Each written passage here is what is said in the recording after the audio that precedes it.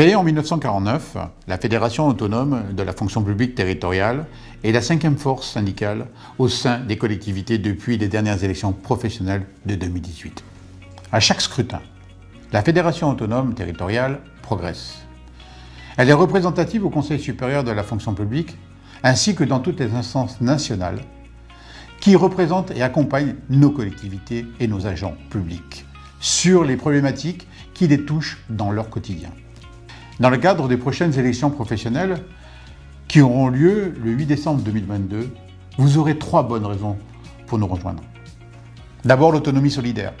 L'organisation de la Fédération autonome territoriale dépasse le cadre de leur métier, de leur mission, pour aborder la défense plus large des droits de leurs adhérents.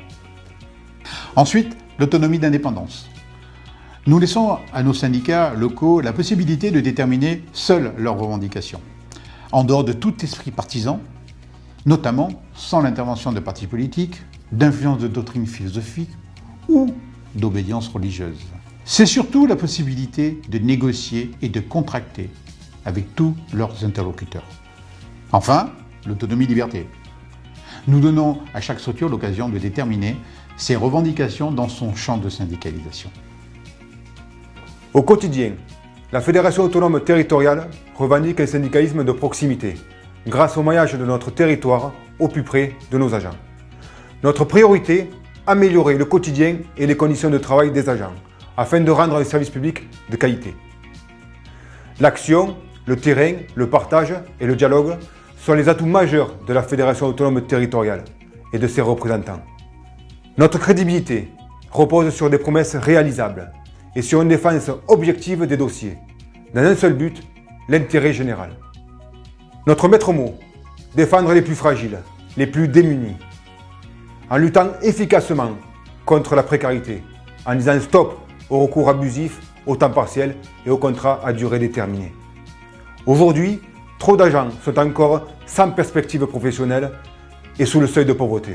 En rejoignant la Fédération autonome, j'ai tenu à être plus proche de mes collègues sur le terrain pour les aider à résoudre des litiges avec leur hiérarchie. Je me sens utile en voyant que les agents peuvent compter sur moi. Si un agent vient me voir, qu'il me dit voilà Sébastien, j'ai un souci, est-ce qu'on peut en parler? J'ai un souci avec ma hiérarchie. Je serai là pour l'aiguiller, l'assister en cas de problème, quoi. Et je pense que c'est important aussi pour eux qu'ils sachent qu'il y a un agent sur le terrain qui au quotidien peut être là. Mon rôle de délégué du personnel, c'est avant tout d'être juste vis-à-vis de la hiérarchie comme vis-à-vis des agents. Qui dit représentant du personnel ne veut pas dire forcément être toujours derrière les agents. S'il y a des litiges avec les agents, que les agents sont en tort, c'est à moi aussi de dire à cet agent « Non, là je suis désolé, la direction a raison ». Pour moi, le syndicat doit faire respecter cette justice et mettre de côté cette orientation politique.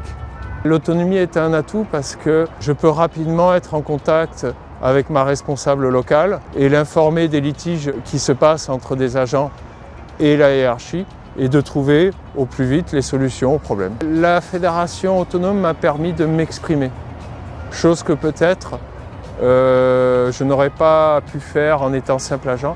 Et elle m'a aussi permis d'apprendre mes droits, mais aussi mes obligations.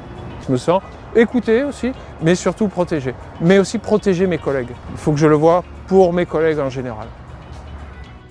Vous, nous, ensemble. Les enjeux de demain se gagnent aujourd'hui. L'avenir nous appartient. Rejoignez-nous. La force autonome, c'est la force d'être libre.